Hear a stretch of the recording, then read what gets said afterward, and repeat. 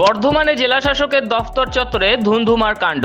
BJP ও তৃণমূল সমর্থকদের মধ্যে বেঁধে যায় হাতাহাতি। গেরুয়া শিবিরের মহিলা কর্মীদের গায়ে হাত দেওয়ার অভিযোগ উঠল পুলিশের বিরুদ্ধে। বিজেপি নেতৃত্বের দাবি, শাসক দলের সঙ্গে যোগসাজশ করে 7 নম্বর ফর্ম জমা নিচ্ছেন না বর্ধমান উত্তরের মহকুমা শাসক রাজর্ষি সিনহা। এ নিয়ে জেলা বিজেপির সহ সভাপতি অনিন্দিতা পাল বললেন, ঘটনাটা হচ্ছে ইলেকশন কমিশনের নির্দেশনামা নিয়ে আমরা কয়েকজন এসেছিলাম এসডিও অফিসে ফর্ম 7 জমা দিতে। হ্যাঁ, জমা দিতে এসেছিলাম এসডিও নর্থের কাছে। উনি ডাইরেক্টলি আমাদের এই ইলেকশন কমিশনের নির্দেশনামা মানতে অস্বীকার করলেন এবং কোথা থেকে খবর দিয়ে এই গোটা তৃণমূলের হারমাত বাহিনীকে ওইখানে ডাকলেন, ডেকে একটা অশান্তি সৃষ্টি করলেন। পুলিশ এলো এবং পুলিশের একজন কনস্টেবল বা ইন্সপেক্টর, আমি দেখিনি ওর ডেজিগনেশন, ওই আসিফ ইকবাল আমাদের সমস্ত মেয়েদের গায়ে হাত দিয়েছে, ইন্টেনশনালি প্রাইভেট পার্টে হাত দিয়েছে। অনিন্দিতা পালের আরও অভিযোগ, কোনো মহিলা পুলিশ ছিল না, পুরুষ পুলিশরাই বিজেপির মহিলা কর্মীদের গায়ে হাত দিয়েছে। নেবেই তো, ওরা চটি চাটতে চাটতে ওদের জিপ ক্ষয়ে গেছে। চটি চাটা পুলিশ জিপ ওদের ক্ষয়ে গেছে চটি চাটতে চাটতে। কি করে তৃণমূলকে খুশি রাখবে, কি করে এখানকার তৃণমূলের লিডারদের খুশি রাখবে? না, একটা মহিলা পুলিশ ছিল না এবং বেসিক্যালি আসিফ ইকবাল পুলিশের গায়ে হাত দিয়েছে, প্রত্যেকটা মেয়ের গায়ে হাত দিয়েছে। বিজেপি কর্মী ও সমর্থকদের সঙ্গে পুলিশেরও বেঁধে যায় তুমুল বচসা ও ধস্তাধস্তি। মুহূর্তের মধ্যে জেলা শাসকের দফতর চত্বর রণক্ষেত্রের চেহারা নেয়। পরিস্থিতি নিয়ন্ত্রণে আনতে গোটা এলাকা জুড়ে বিশাল র্যাফ বাহিনী মোতায়েন করা হয়। ফর্ম 7 জমা দেওয়াকে কেন্দ্র করে এই ধুন্ধুমার পরিস্থিতি বাধে জেলা শাসকের দফতর চত্বরে। বিজেপির অভিযোগ, তৃণমূল এবং প্রশাসনের মদতেই ফর্ম 7 জমা নিতে চাননি মহকুমা শাসক।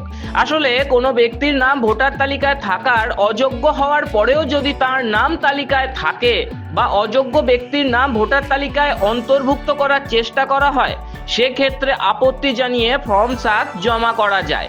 বিজেপির অভিযোগ, তৃণমূল উদ্দেশ্যপ্রণোদিতভাবে ভোটার তালিকায় অযোগ্য নামগুলিকে রেখে দিতে চাইছে নিজেদের অবৈধ ভোট ব্যাংকের স্বার্থে।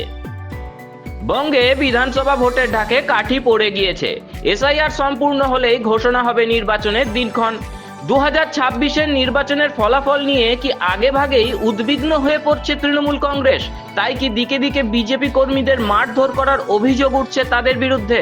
ব্যুরো রিপোর্ট, মাধ্যম।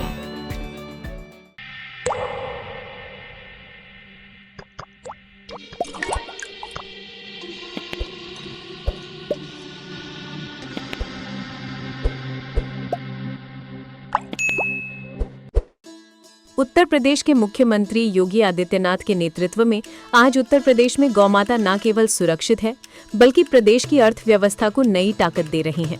मुख्यमंत्री योगी आदित्यनाथ ने गोवंश संरक्षण को सामाजिक, सांस्कृतिक और आर्थिक क्रांति में बदल दिया। प्रधानमंत्री नरेंद्र मोदी के विजन और योगी सरकार की कार्य योजना से 2 जनवरी 2019 को देश की पहली निराश्रित गोवंश संरक्षण नीति उत्तर प्रदेश में लागू हुई। अगर कोई किसान 4 गोवंश रखता है तो 4 गोवंश के लिए 6,000 रुपए महीना हम उनको देते हैं। आम के आम और गुठली के भी दाम, यानी गौ माता की सेवा का पुण्य भी पाओ और सरकार का अनुदान भी पाओ।